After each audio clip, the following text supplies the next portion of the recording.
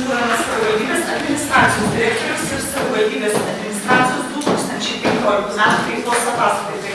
Prašau administracijos direktorį Ingrida Baltušytė-Čeprauskienė. Labą dieną, gerbiami tarybos nariai ir posėdžių svečiai. 2015 metais Širvintų rajono savivaldybė buvo ypatingi. Šiais metais keitėsi tarybos sudėtis, vadovybė, o vėliau ir administracijos struktūra. Tai pirmieji metai, kuomet pagal naujai įsigaliojusių Lietuvos Respublikos vietos savivaldos įstatymo darbą pradėjo dirbti pirmoji tiesioginių rinkimų metu gyventojų išrinkta merė Živilė Pinskuvienė. Prie naujos komandos prisijungiau 2015 metų gegužės 11 dieną. Tarybai paskyrus mane laikinai eiti savivaldybės administracijos direktoriaus pareigą. O ataskaita yra duodama už 15 metus visus. Vadovauti administracijai ypač sudėtingas darbas.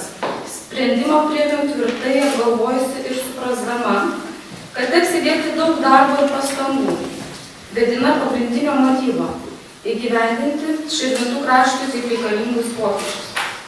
Apsisprendimą lėmė ir tai, kad administracijos kolektyvas man gerai pažįstamas, kadangi prieš keletą metų čia teko dirbti vedėją. Susipažinus su dokumentais, daugybė teisės aktų bei kita reikalinga informacija, buvo pradėti darbai. Teko susidurti su nemažais iššūkiais ir pasipriešinimu. Dažnai teko girdėti žodį neįmanoma, kuris bendromis pastangomis po gana trumpo laiko tapo žodžiu įmanoma. Įmanoma per kelis mėnesius pastatyti tiltą, sutvarkyti viešasias erdves, įrengti vaikų žaidimų aikšteles, naujai rekonstruoti šaligatvius, pasirašyti taip gyventojų ilgai lauktą sutartį dėl Kalnalūkio gatvės rekonstravimo, kone 100% įsisavinti Lietuvos Respublikos automobilių ir kelių direkcijos lėšas, bei atlikti kitų daugybę darbų, nepasiskolinant nei eurą. Taigi, 2015 metais savivaldybės administracija siekia efektyviai ir ekonomiškai organizuoti veiklą. 15 metų Širvintų rajono savivaldybės biudžeto pajamų planas buvo 12 475 000 eurų. Planas įvykdytas 12 608 000 eurų arba 101%. Taigi, biudžeto pajamų planas ne tik įvykdytas, bet netgi viršytas 133 000 eurų. Esminis principas. Padėjome tašką politikai taupom, pradėdami organizuoti veiklą racionaliai, efektyviai ir tikslingai naudojant biudžeto lėšas. Daug dėmesio ir pastangų skirta investicinių projektų įgyvendinimui, pradėtų darbų vystymui, rajono gyventojams svarbių klausimų sprendimui. Kiekvienas savivaldybės administracijos padalinys, vykdydamas pavestas užduotis, įgyvendino Lietuvos Respublikos įstatymus, savivaldybės tarybos sprendimus, mero potvarkius, administracijos direktoriaus įsakymus bei kitus norminius teisės aktus. Administracija sėkmingai tęsė valstybės deleguotų funkcijų įgyvendinimą, užtikrino nuolatinį, efektyvų ir greitą administracinių ir viešųjų paslaugų teikimą. Kompetentingai organizavo savivaldybės bei priskirtų įstaigų veiklą. Priimti sprendimai leido mažinti administracinę naštą bei kurti palankią aplinką visoms tikslinėms auditorijoms. Vadovaujantis 15 metų rugpjūčio 4 diena Širvintų rajono savivaldybės tarybos sprendimu buvo nustatytas didžiausias leistinas administracijos valstybės tarnautojų pareigybių ir darbuotojų dirbančių pagal darbo sutartis ir gaunančių darbo užmokestį iš savivaldybės biudžeto skaičius – 122. Patvirtinta nauja administracijos struktūra, įsigaliojusi nuo gruodžio 11 dienos. Administracijos struktūros pakeitimai atlikti siekiant optimizuoti darbą, skirstyti vykdomas funkcijas specialistams pagal jų pareigybės, vengiant dubliavimo, efektyviau panaudoti žmogiškosius išteklius, didinti savivaldybės administracijos veiklos skaidrumą ir efektyvumą. Po struktūros pertvarkos organizacija dirba puikiai. 15 metų veiklos ataskaitoje pateikiama informacija apie pagrindinių savivaldybės administracijai ir jos direktorių priskiriamų funkcijų vykdymą.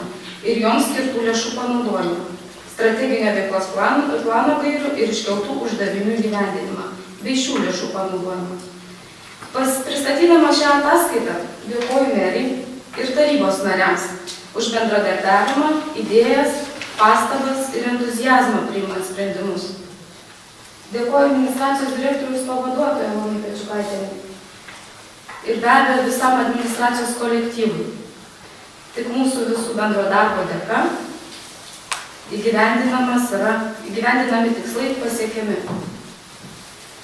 ir rezultatai pasiekiami geriausiai. 16 metais mūsų laukia nauji darbai, dar didesni tikslai ir uždaviniai, sprendžiant svarbius vietos savivaldos klausimus. Mes, valstybės tarnautojai, ir toliau sąžiningai, teisingai ir atsakingai vykdysime savo pareigas Širvintų rajono žmonių gerovei.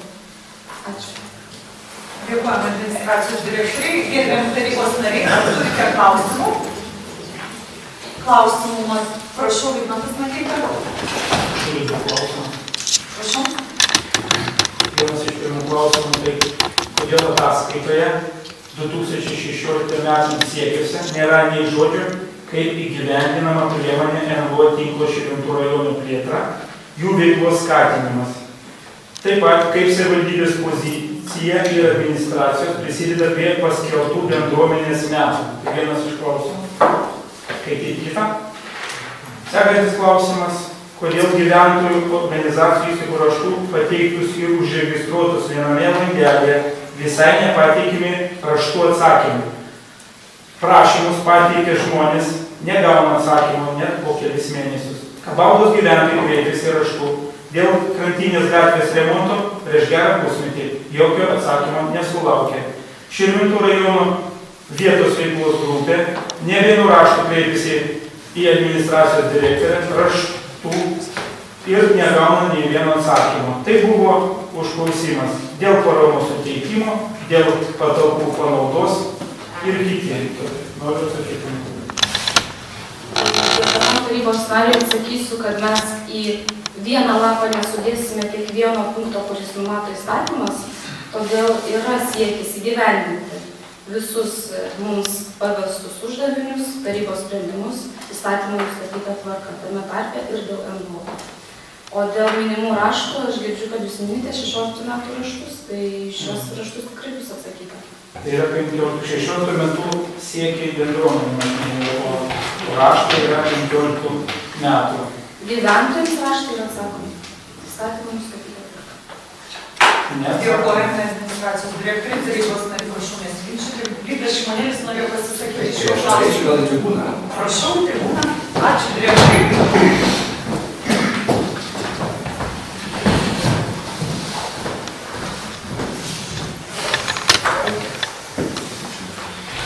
Gerbėmėjai, šis počių dalykai, prašau. Skaitant jau antrą per mėnesį pateikiamą ataskaitę, susidaro įspūdis, kad 2015 metais prasidėję rinkimai dar tęsiasi. Nes ir šioje administracijos direkcijos ataskaitoje daug teiginių, kurie priskirtini prie viešųjų ryšių, taip pat prie savęs pagyrimo, prisidengiant buvusios kadencijos nuveiktais darbais. Galbūt kai kas nori kandidatuoti į Seimą, tačiau tegul savo rinkiminę kompaniją grindžia savo darbais, o mes susitelkime ties mums rūpimais dalykais. Savivaldybės administracijos direktorė yra asmeninio politinio pasitikėjimo valstybės tarnautoja, bet pirmiausia, tai įstaigos, vykdomosios institucijos vadovė. Todėl savivaldybės administracijos darbas turi būti organizuojamas atsakingiau ir laikantis įstatymų. Aš necituosiu tų žodžių, ką pacitavo, ką kalbėjo direktorė, bet necitavo, įmanoma. Tai aš jums galiu pasakyti, taip, įmanoma buvo pastatyti Prikiškių tiltą per Musės upę per kelis mėnesius, jeigu būtų buvęs parengtas techninis projektas ir būtų gautas statybos leidimas. Dabar šio tilto statyba yra akivaizdus pavyzdys, nes beveik visi šio objekto statyboje dalyvavo juridiniai ir fiziniai asmenys nesilaikė viešųjų pirkimų, statybos įstatymų, taip pat statybos techninių reglamentų. Suprojektuotas tiltas neatitinka projektavimo techninės užduoties, bet administracijos direktorė projektą patvirtino. tilto rekonstravimui nebuvo gautas statybos leidimas. O statybos leidimo, kaip paprastai, nebūna todėl, kad neparengiamas techninis projektas arba jis netitinka jam galimų reikalavimų. Kai nėra statyba leidžiančio dokumento, tai nėra ir statybos užbaigimo akto. O kai nėra mano jau paminėtų dokumentų, tokia statyba tampa neteisėta, kuri turi savo pavadinimą. Bet tai turi įvardinti valstybės teritorijos planavimo ir valstybinės statybos inspekcija. Taip pat nėra ko džiaugtis, kad dėl trumpos statybos darbų trukmės, kurie čia taip pat minima, kad per mažą laiką, kurią mes nustatome pirkimo dokumentuose, nes statybos darbų kaina lemia darbų apimtis ir laikas. Kitaip sakant, per trumpą ir per ilgą statybos darbų trukmė didina objekto kainą. Negana to, perkant šio tilto ar konstrukcijos darbus, manipuliuojant pirkimo dokumentais, savivaldybė dar papildomai prarado ne mažiau kaip 40 000 eurų. Tai mažų mažiausia neūkiškumo ir racionalaus lėšų panaudojimo pavyzdys. Savivaldybėje su šia naujaja kadencija įsigali blogą praktiką, kad jūs, direktorė, kaip įstaigos vadovė, įsigyja darbus ir pasirašo sutartis, neturint tam asignavimų. Tai kaip pavadinti šitus įsipareigojimus finansinius be pinigų, skola, trumpas pasiskolinimas, kaip jūs tai vadinti. Nes skola tai yra skola. Tai prieštarauja įstatymams. Ir šiuo metu, pasižiūrėkite, viešųjų pirkimų tinklalapiai yra patalpinta vienos pajūros savivaldybės sporto komplekso pirkimo istorija. Labai akivaizdus, pamokantis pavyzdys. Ir geriausiai to gero mokytis įstatymų klaidų, jei saugiai. Valdžiai postai yra laikini, bet savivaldybės finansiniai įsipareigojimai turės būti įvykdyti. Savivaldybė yra geras klientas, jį negali bankrutuoti. Reiškia, skolos anksčiau ar vėliau grąžys ir su palūkanom. Tad, jūsų teiginys, kad 15 metais nuo balandžio 15 dienos savivaldybė nepasirašė nei vienos naujos paskolų sutarties, neteisingas dviem aspektais. Pirmą aš jau paminėjau, pasirašom sutartis be pinigų. Antra, aš jau vardėjau, nuo 15 metų nepradėjome nei vieno naujo projekto. Tai kol kas ir nebuvo poreikio skolintis, šitame europinių projektų. Savo pateiktoje ataskaitoje pridėjote gerų darbų įgyvendintų objektų lentelę. Nors jūsų dalyvavimas tikriausiai tam apsiribojo tik tai galutinio mokėjimo prašymo ir galutinis ataskaitos pateikimu. Tad iš tikrųjų nekorektiška yra, jeigu jūs skolų nepripažįstat, kurie buvo panaudoti po 15 kartų susimokėtų europiniam projektam, tai neminėkite tos lentelės, nes tai yra ne jūsų darbai. Tai iš tikro, baigdamas turėčiau palinkėti sėkmingesnio ir atsakingesnio darbo 2016 metais. Ačiū už dėmesį. Taip, tai administracijos direktorė tikriausiai turės ką pasakyti. Galbūt ir aš žodžiu. Atidžiau peržiūrėti dabar galiojančius statybos reglamentus bei statybos įstatymų, kurie leidžia įgyvendinti pastatyti jūsų minimą objektą terminais, kuriuos ir įvykdėme. Taip, aš siūlyčiau paskaityti kelius dokumentus. Administracijos direktorė dabar atsako, jinai netrukdė jūs pasisakymą. Aš prašau. Tai dar kartą pabrėšiu, kad tiltas per Musės upelį buvo statytas iš kelių direkcijos lėšų. Tai buvo tikslinės lėšos, kurios yra tikrinamos ir kelių direkcijos. Tiltas statytas vadovaujantis viešaisiais teisės aktais ir vadovaujantis viešų pirkimų įstatymų ir atliktas teisėtai. Dėl nei vieno projekto nusiminimo tai tikrai prieštarauju, kadangi buvo įgyvendintas ne vienas projektas, tame tarpe paminėta Kalnalūkio gatvė pradėti pirkimai dėl socialinio būsto statybos bei dėl kitų viešų erdvių mieste sutvarkymo. Na, o kitų populistinių pasisakymų nekomentuosiu. Į rinkimus administracijos direktorė neina, kad dėl šiandienos ramybės į Seimą. Gerbiami tarybos nariai, ar dar turite klausimų?